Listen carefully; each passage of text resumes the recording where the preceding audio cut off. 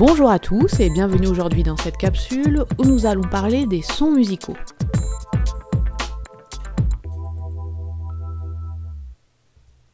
Lorsqu'on écoute un son joué par un instrument de musique, on peut très facilement dire à l'oreille si c'est un son plutôt grave ou aigu, si le volume est plutôt fort ou faible, ou encore si c'est un violon ou un piano qui va jouer.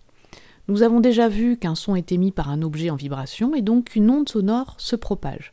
L'objectif de cette capsule est de lier les caractéristiques de l'onde sonore aux sensations auditives perçues. Nous allons commencer par écouter une guitare. On joue une note La et une note Si.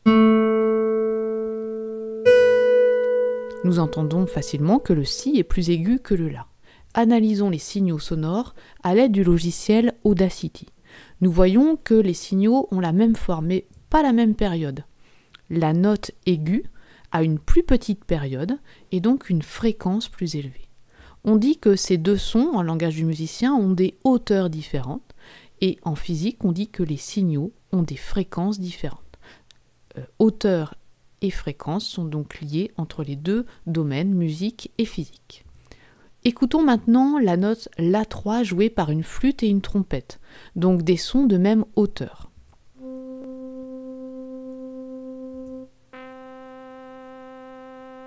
Nous n'entendons pas la même chose. Analysons les signaux sonores. Nous voyons qu'ils ont la même période, donc la même fréquence. C'est normal puisque ce sont des sons de même hauteur. Mais nous voyons que la forme du signal est différente entre les deux sons. On dit que les timbres de ces deux instruments sont différents, ça c'est le langage du musicien, et en physique on dit que les signaux ont des formes différentes. Prenons maintenant un même instrument, une flûte qui joue la même note, donc un son de même hauteur, mais plus ou moins fort.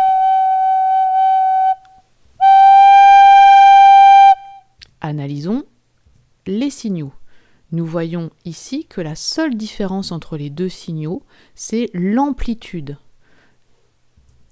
La flûte joue un même son plus ou moins fort, et bien sûr le signal, ça se traduit par une amplitude plus ou moins élevée. Le deuxième signal a une amplitude plus élevée que le premier. Faisons maintenant l'inverse. Regardons deux signaux sonores et étudions ces caractéristiques. Ces signaux n'ont pas la même forme, donc les sons n'ont pas le même timbre. Cela doit être des instruments différents. Nous avons des signaux avec des périodes différentes, donc des fréquences différentes. Les deux instruments doivent donc jouer des sons de différentes hauteurs, donc de notes différentes.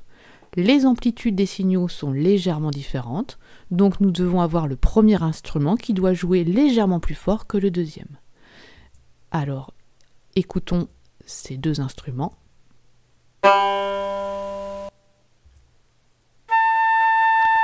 Nous entendons bien deux timbres différents, deux hauteurs différentes et deux intensités différentes.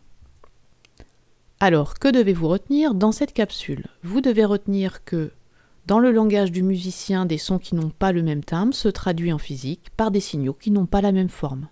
Des sons qui n'ont pas la même intensité se traduisent par des signaux qui n'ont pas la même amplitude. Des sons qui n'ont pas la même hauteur se traduisent par des signaux qui n'ont pas la même fréquence.